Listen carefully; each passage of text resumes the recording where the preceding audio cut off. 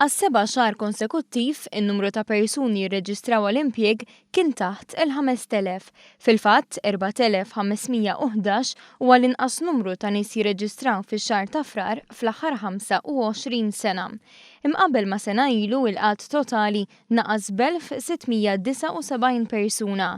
Dan ifisser li bħala medja kull jumejn 9 persuni qiegħda sabu xogħol. F'kuntrast matul il-5 snin tal-amministrazzjoni preċedenti, bħala medja kull jumejn persuna aktar kienet tispiċċa tirreġistra.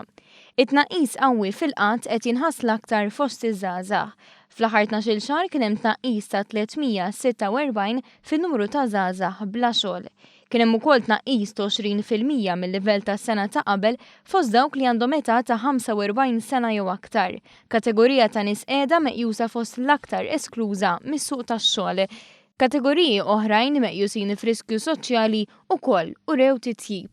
Fi Frar li għadda kien hemm 381 persuna b'diżabilità inqas mill-bidu tal-leġislatura tfittex impjieg, jiġifieri tnaqqis ta' 48%. Dan huwa riżultat tal-miżuri ta' inklużjoni u l-infurzar tal-liġijiet li wettaq il-Gvern. Fit-tmiem l-amministrazzjoni preċedenti, 7,300 persuna kienu bla xogħol.